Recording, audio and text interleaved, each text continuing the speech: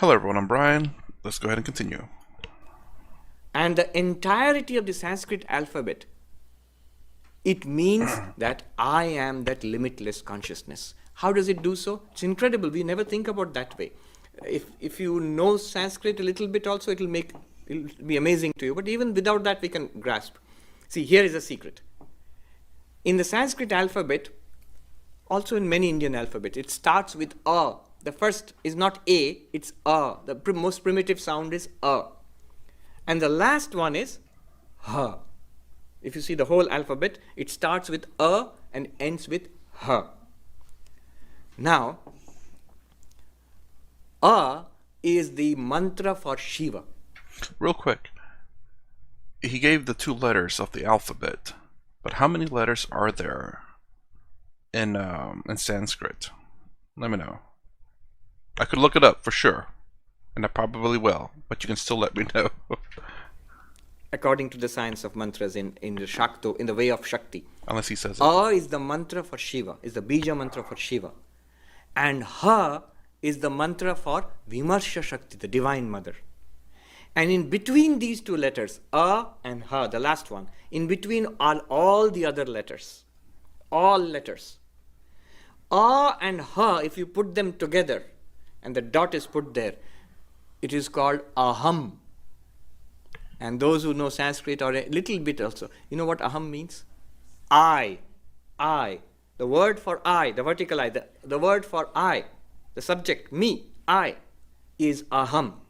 And they show that in between, in Aham, is all other letters of the language. And from those letters comes all language, all names. And those names represent the entire universe. So the word Aham, which means you, the you or I, the person, it includes in it the source of the entire universe. That's the way they think about it. So all names corresponding to all entities in the universe are encompassed in that word Aham.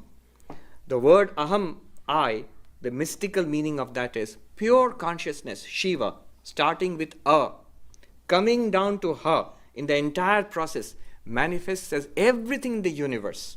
The cause of the universe, the subtle universe, and the physical universe. But the Swami said that the four salutations, so Shiva manifests as the cause, as the subtle universe, as the gross universe, and does so by the power of Shakti, the Divine Mother. So Aham, it sounds complicated, but actually is only one idea going through all of it, that language is mystical. It runs much deeper than what we think. We use it for referring to this world. And they say using language in its ordinary sense traps us in samsara. Using language in this mystical sense will free us from samsara. Now the Guru gives you a mantra, like we have all got, most of us. And that mantra is generated from this matrika, from this set of mystical letters. And this mantra refers to one or the other forms of the Divine Mother. In some form, the Ishta Devata. It could be male, it could be female, it could be beyond gender. And as we repeat that mantra, the mind and the personality becomes divinized. And the divinity inherent in that mantra reveals itself. The repetition of the mantra goes into the second stage, which is called bhavana. Bhavana is a meaning, there's no good English equivalent for it. It means meditation. Abhinavagupta says, what is meditation? He says it's a kind of imagination. The difference is what already exists and yet is not evident to me is made evident by this process. There's a difference between imagination and meditation. Imagination is when I imagine Harry Potter or Superman or Batman. It's a product of the artist's imagination, author's imagination. It's not really out there. But bhavana is something already here. We don't see it. The mystic sees it and gives us a practice so that it can become clear to us. So one translation was creative imagination to grasp an already existing but unseen reality. But the word bhavana. And then it manifests itself as our real nature, as the Ishta Devata. That is called Shuddha Vidya, the third aspect of the practice. And then what happens is the difference between knower, known, and known, and knowledge, knower, known, and knowledge, it disappears into one uniform awareness. That is the realization of I am Shiva, or in Advaita Vedanta, Aham Brahmasmi. I think I've run out of time, so I will conclude here. Shakti, they call it Shaktopai in Kashmiri Shaivism, a very powerful means to enlightenment, especially relevant for us, because actually many of us, we practice that. We don't often speak about it, but this is in essence the science behind the practice that we all do. I will conclude with the peace chant.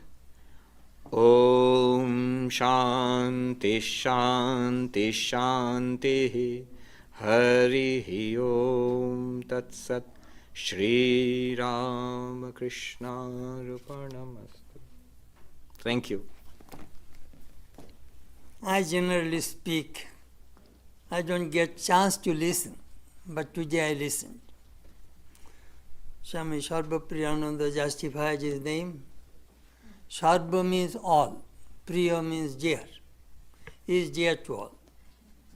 I think his guru gave a good name during his sannyas. Many of you have heard his talks in YouTube. Many of his lectures are there. I sometimes, in Laguna Beach, when I cook, sometimes I turn on his tape and I listen and I cook. Very good topic, and he explained very well. And this Shakti, the Divine Mother, the way he started, is a really mysterious phenomenon. We live inside the Shakti, but we do not know the power of the Shakti. That power comes from the Mother, the source. Sri Ramakrishna talked about this Shakti and Brahman to Keshav Chandra Sen. If you read the Gospel of Ramakrishna, he mentioned the Brahmins did not believe God with form. Their concept of God, just Christian concept of God. God without form, but all powers. All power, omniscient, omnipotent, omnipresent, all powerful, full of grace. That is the concept. God has no form. So anyhow, but Sri Ramakrishna proved God is both God with form and without form.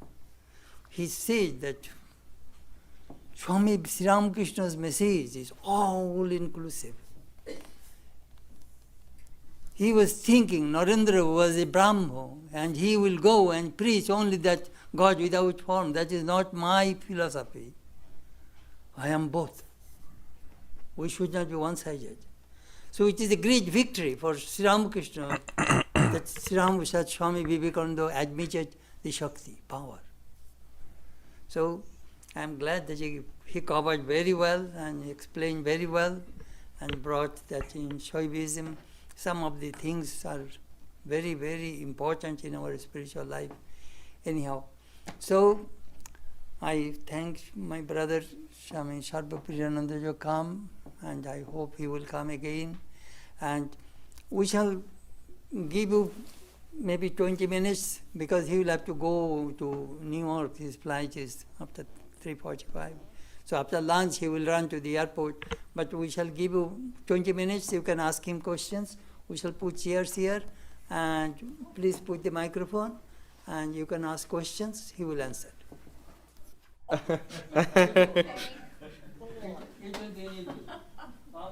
Tonight, he will put in YouTube tonight. He will say tomorrow.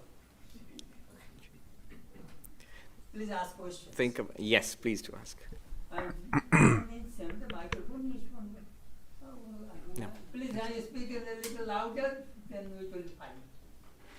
Anybody ask any questions? Yes, there is. You would like to think that Wittgenstein knew something about Vedanta, and in your explanation you talked about the divinity of language.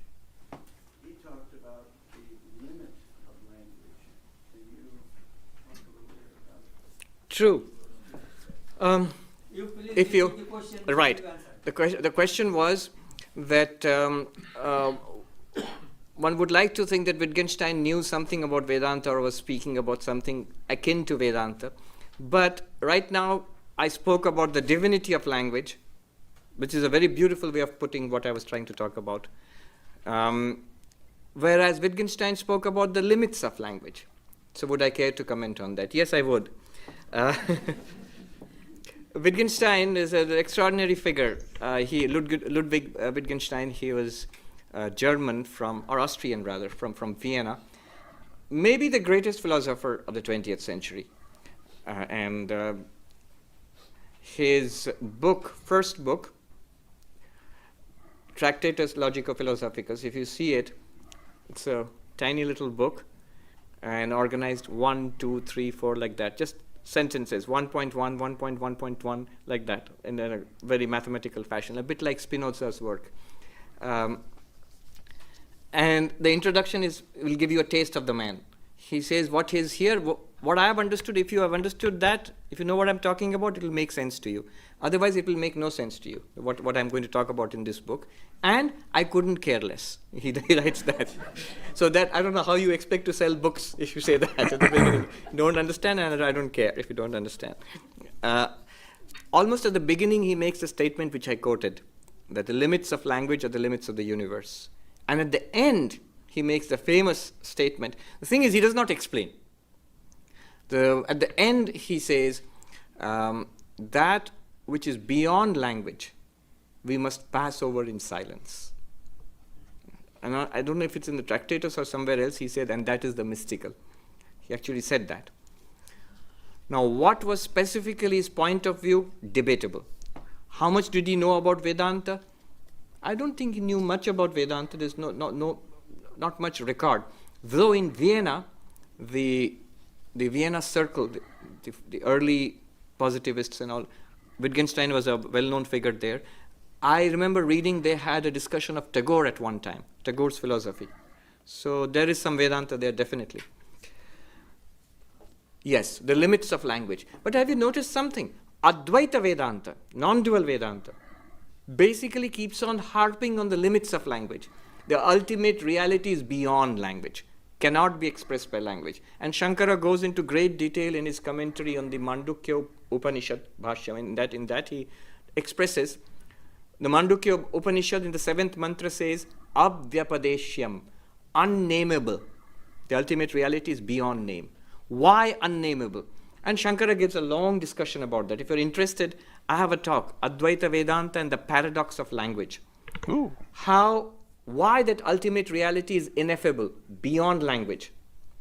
So Shankara goes into details there. What can language do? And why it will not work on that ultimate reality. And so ultimate reality, Brahman, has to be beyond language.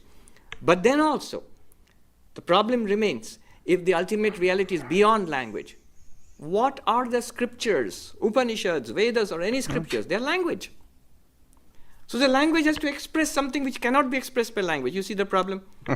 And so the various strategies adopted by Advaita Vedanta, non-dual Vedanta, to express something which cannot be expressed by language. You would think, how can they do that? Oh, there are ways of getting around it. For example, we all know about neti neti, not this, not this. What is neti neti? If I cannot speak about it, I can at least say what it is not. That is basically not neti neti. By indicating what it is not, I can use language to indicate what it is not. I'm not talking about it. I'm talking about what it is not. Then, what is the result? You would be expected to grasp an intuitive flash what it is, and I am that reality. You will be expected to grasp that. That is the technique. That's one strategy. There are about half a dozen strategies used by Vedanta. There is the strategy of paradox. Further than the furthest, nearer than the nearest, greater than the greatest, smaller than the smallest. That which is night to the awakened is day to the unenlightened. That which is night to the unenlightened is day to the awakened. What is it? What do you mean by that? There's a very precise meaning, but it has to be grasped intuitively. So Advaita Vedanta keeps on dwelling about the inability of language to express that. At the most, language can point towards it. Whereas, you are very right. What I talked about today was a different approach altogether. the approach of Shakta Upaya in Kashmiri Shaivism, which is a step down from the way of Shiva. The way of Shakti is that language can help us. It is language which binds us to a delusional reality. And language can help us to set us free from it. So, but there also, Abhinavagupta points out, can language help us to grasp that ultimate reality? Actually, no. The role that language serves here is negative. It removes the delusion of duality. And the reality, Shiva, shines forth. But you will notice one thing, I'll just end with this, that Advaita Vedanta did not go ahead and develop this extremely ornate, mystical theory of language. No. They just said language can't do it. And so we have certain strategies and finished. Whereas this one, it develops, it is very mystical. So it uses language as a tool. I might mention here the definition of mantra. I forgot to mention that. We often say mantra, mananat trayate mantra. That which you contemplate, it saves you. If you contemplate that, it saves you. But Abhinavagupta gives a deeper interpretation. Contemplating it, saving you. What does it mean? He says in the Tantra Sara, para tattva sfuratta atmakam manana dharmata bhedamaya samsara prashamatmaka trana dharmata cha asya niruchyate. Mantra is said to be have these two characteristics. One is by contemplating it, the reality, paratattva, the ultimate reality, sphuratta, it shines forth, it is revealed to us. And the other quality of mantra is bhedamaya samsara prashamana. This world of fractured universe we live in, the universe of limitations and dualities, this ceases. This is quietened. Prashamana means it's quietened. This is the meaning of mantra. Very, very, very powerful meaning. Yeah. Yes. Another question? Right behind. Thank you. Thank you for your teaching. Thank you. Could you help me understand the value of Halloween for self-realization? The value of Halloween for self-realization. Wait. I thought that was a mistranslation from Google's part, but Halloween for self-realization? Real quick, I wanted to go with what the other Swami, I believe is a Swami, I'm not sure, said about, I believe it's Sri Ramakrishna saying that you shouldn't limit yourself to either non-form or form of God.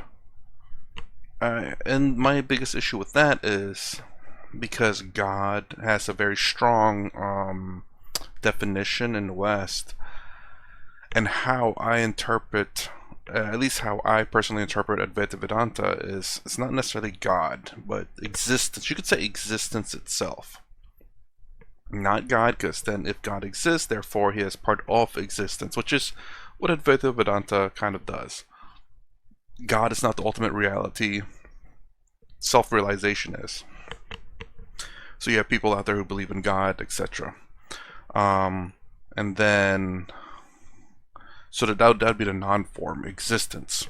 Now for the form, for me, would be people, humanity.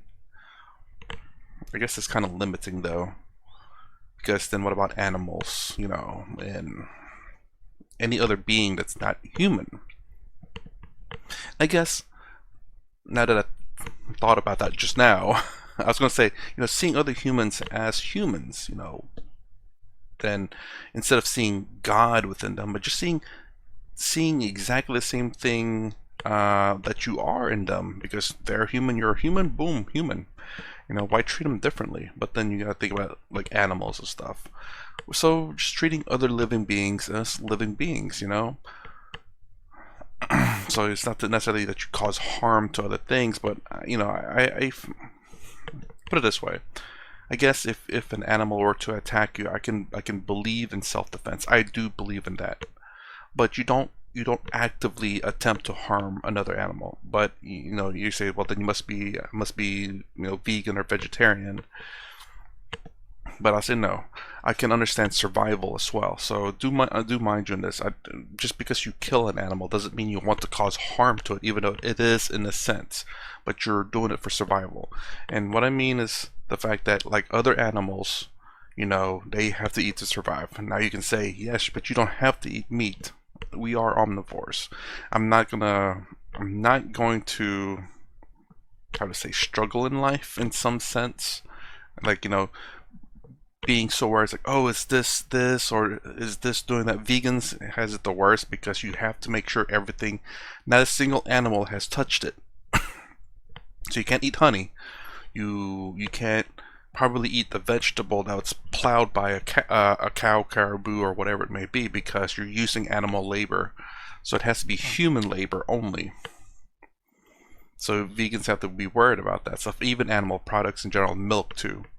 Whereas vegetarian, it's okay to use animals. But of course, again, the key thing is not to be abusive to it, but to kind of like a cooperation where, the animal will help you plow the land or whatever, and then you take care of the animal, a mutual cooperation kind of deal. So mind you, my limitation in terms of that, where I believe that you can eat animals, but you do not let it suffer. You terminate it, try to put it out of its misery as painless as possible, and then you eat it. The only reason why is because, again, if you're out in the woods and an animal comes and eats you, it won't eat you painlessly, but it will eat you for survival. So I understand that this world is like that. The biggest thing is that we can at least not make things suffer. You can always go a step further, but I mean, up to you how you choose to live your life. My idea is if often on Halloween I'm not wearing any costume, but I'm wearing my work costume, and I'm saying to people, oh, this is my Halloween costume, and people chuckle. And there's an idea there. Obviously, I am not my work costume. But then I just learned yesterday that actually, well, maybe I'm not the awareness that I am every moment. Even when I'm not for Halloween, or not when I'm making a joke about Halloween, just every day I'm not this self, I'm not this name, this person, this role I'm playing. Well, you have answered the question, I think. I understand. Yes. I'm just going to repeat what you said. That how do you put it in baseball? It came out of the left field or something. That question. So, but it's interesting. I was just thinking about it yesterday. Halloween has these two qualities. It is disruptive. It disrupts the flow of our ordinary way of thinking, dealing with the world, thinking of ourselves and others, and it's magical. It's magical. It brings an element of magic in the form of little ghosts and witches and all of that, and weird costumes and provocative. Halloween is that. So if you want to spiritualize Halloween, you have to. In fact, that's a very, very good example of Shakta Upaya, the way of Shakti. The way of Shiva or the Advaita Vedanta is very philosophical, abstract, dry. It's not dry for me, but it's how it's characterized. I think it's perfectly fine. But the Shakta Upaya is disruptive. It uses the elements found in this world and to transform. You look at this world in a completely different, magical way. So these two characteristics, disruptive, magical. That's how I see Halloween. And that's what the Shaktopa is also all about. It disrupts the normal flow of our dealings with the world and introduces the element of magic into it. I don't know. Yes. I didn't get it. Kind of. Yes. So when we are reciting the mantra, is it just enough to just focus on the language instead of imagining it? No, that the Guru will teach you. Usually what we do is, in our tradition, it's not just the mantra. It's the mantra and the deity associated with it. These two traditions have powerfully developed this. One is the tantric tradition in India. So there are multiple tantric traditions in India. And also the tantric tradition of Tibetan Buddhism. Both of these, they have a common source. Tantra, basically, the mantra, the language, name, and the form So these two, a mystic form and a mystic language, they are usually associated. So the Guru usually tells us how to visualize the mystic form and to at the same time repeat the mantra. Yes. Swami, so then when you talk Got up. Loudly, please. I'll try something. So the name without form, can you talk a little more about that? That's what I talked about. No, but in the context of the mantra. Because Yeah. when you say the tantric tradition, you're saying the mantra with the form. Usually. But it can be without the form also. Some people just chant the mantra. Even in Advaita Vedanta, Panchadashi, the teacher speaks about how to calm the mind down. If it's not working, then how to calm the mind down. Dirgha Pranava Ucharana. In one of the chapters in Panchadashi, he says, a prolonged chanting of Om. If you repeat it for a pretty long time, it calms down the mind. So there is a practice of mantra without the form, just the language itself, the mystic syllables. And there is a practice of mantra with the form also. Yes. Yes. I was thinking it may help me to keep in my mind all the time as I leave the building here. Can I equate silence to non-dualism and language as dualism? And mantra would connect those? Does that make sense? It makes sense. I've never thought about it that way, but yes, it does make sense. Silence is the evocation, is the best expression of the ultimate reality. But the problem is if you keep silent, if the scriptures were not written and the gurus all kept silent and we didn't have Sunday talks and the Swami stood there and kept silent, first time you might think it's very profound, but very soon you'd stop coming. Yes. So one step below silence is the mantra. And a one step below the mantra is the talk, is a lecture. Somebody said silence is the language of God. Everything else is a poor translation. That is true. Shankaracharya, in his Dakshinamurti Stotra, there's a beautiful sentence. Maunam Vyakhyanam, Shishyastu Chinna Samshaya. The Guru teaches in silence. The teaching is in silence, and the doubts of the disciples are dispelled. This you see in the presence of great teachers. Sometimes you come with a question, and you find sometimes the teacher is talking about exactly your question, or you're sitting in silence with the teacher, and after some time the question dissolves. All right. Yes. Can I ask a non-spiritual question? All questions, you must have realized the language itself is spiritual. So whatever you ask is spiritual. I wanted to say, I'm a Bengali and I grew up in Orissa. And Oh, I I see. understand that it was the same for you. And I've often wondered what is it that makes a person who he or she is. And being so far away from home, I'm very nostalgic about India. And I wanted to know, what was the moment? What was it about you? Was it living closer to the Ramakrishna mission in Bhubaneswar? What was it in you that made you want to choose this path? Uh-oh. Personal question. Now, I have, in fact, asked this to... I used to teach young men who had come to become monks in our order. So I taught them for 8 years in Belur Math in the main monastery. So I also wondered this about the young people. Each of them has a fascinating story of how they became a monk. You could fill volumes. So all monks have the fascinating story because it's such a big break in the flow of your life. So always there's something interesting about it. But I found they neatly fell into two groups. One group was these young men who led a pretty average, ordinary, like all other young boys, till maybe school or college, when they either read something, met somebody, something happened, or a combination of these, and they suddenly sort of awakened into spiritual life, and they wanted to realize God. So this happened. And many of them were like that. Another group, smaller, there have always been some kind of outliers. They've always been the dreamy kind of kid who never grew up. So I belong to that second group. As far back as I remember, I was fascinated by God and spirituality. In fact, let me tell you an interesting story. I after I became a monk, about 12 years after that, I met a cousin from my past life, and she was much older than me. So the first thing she asked me was, "Why did you run away?" And I explained. I saw my parents and her parents, and they were like uncles and aunts, and I saw what they did in life. And my feeling was, so if I'm like them, this is what is going to happen to me. Maybe a little better, maybe a little worse. Reasonably, you can't expect anything more. That's exactly how I thought when I was 10 years old, that this is what is going to happen to me. I have seen it. Why should I repeat it? I always felt that. I can see it. Why should I repeat it? I really felt that. And here is Vivekananda. I used to read these books were there at home.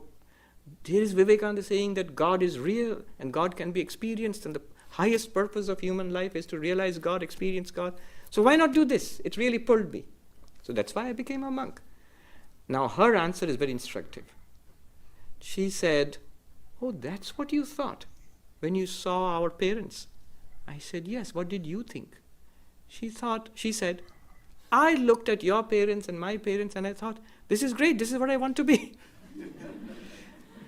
So you see, it is what we call samskaras, a kind of inherent tendency in the mind. You really cannot explain it all by nature or nurture. Something carried over from past lives. I think we believe that. Okay, on that personal note, I think we should. Do you have a question or observation? Okay, that's it. For me, if you don't believe in reincarnations, to me, and there's something to say about past lives, though, and to me that translates to your parents in the DNA. That is very much so. Again, for me, that's how it's very easy to translate. Because again, you look at, well, I think I talked about it in the last video about like child prodigies where it's 4 or 6 years old freaking playing like Mozart or violin or whatever, and it's the wiring in the brain. Again, very rare. Now, to some people that's called, reincarnation. This is something that they have tendencies in the past life. To me, that easily translates into, at least this is my assumption, there's no proof behind it, but it tends to make the most sense to me. I'm not going to sit there and say, this is it, this is true, it has to be this, but this is my belief in that it's something to do with genetics. But even though it would be kind of weird because it would not make too much sense whenever you have the parents who maybe never touched violin or the piano, or maybe even if you look down the history of this person, this child that's 4 or 6 years old and it's playing Mozart or whatever, and in the entire lineage of that child, not a single person touched an instrument, and you're like, how did this happen? And in that cases, there are genetic mutations that occur. So this is something that, again, we can observe in the real world. So this is just a way of explaining things, but I'm not sitting there and saying that this is the truth, because I don't know what it is. This is just one form of explanation. Is it true? Maybe. Is it not true? Well, equally so. Maybe more so. But again, just a way of explaining things that make sense to me. I'm not saying that I'm not going to sit there and say this is what I believe, it's true, you can't change my mind. No, absolutely not. This is what I believe to be true because it's what makes sense, it's what's happening around the world.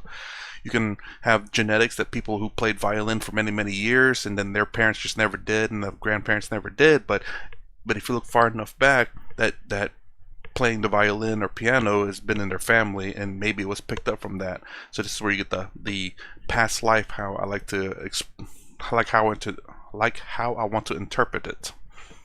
Or you have the genetic mutation, because again, we do have that does in fact exist.